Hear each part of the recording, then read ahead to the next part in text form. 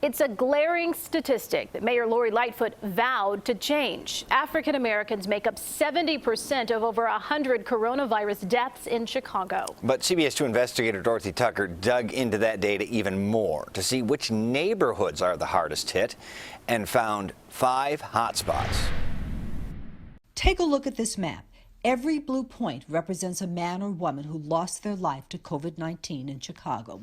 The 5 communities with the highest number of coronavirus deaths: South Shore, Inglewood, Auburn Gresham, Chatham, and Austin. 24 people died in these neighborhoods. When we take a closer look at the map, we found something not very surprising. The communities with the most deaths have a majority black population. That big bubble there? Over 52,000 people live in South Shore. This neighborhood topped the list of coronavirus deaths. 6 out of 7 who died are black.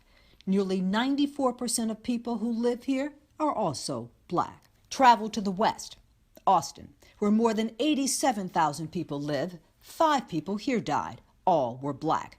Nearly 88% of the people who live in this community are black. When you take a closer look at the data, neighborhoods with the most deaths are also some of the poorest.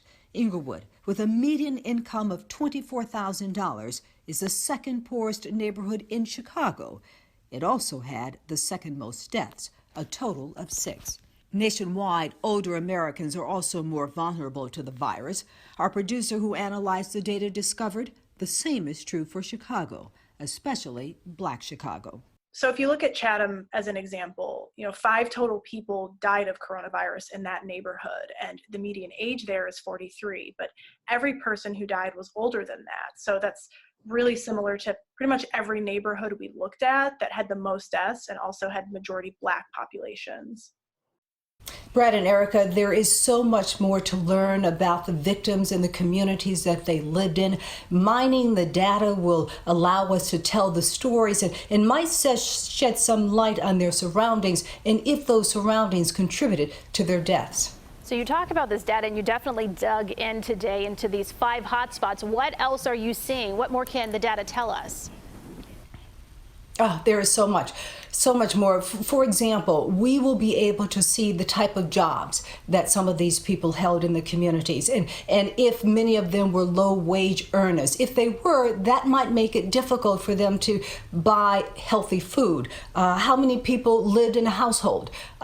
If there are generations that live in an apartment or a home, that makes it difficult to do social distancing. And the testing sites, we can see where are the testing sites and when exactly did they open? And did the lack of testing sites contribute to African Americans not getting tested? That's just some of the stuff that we'll be able to tell you.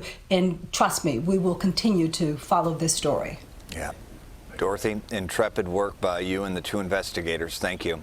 You can explore all 3 of these interactive maps and whether there were coronavirus deaths in your Chicago neighborhoods. It's our top story right now on CBSChicago.com.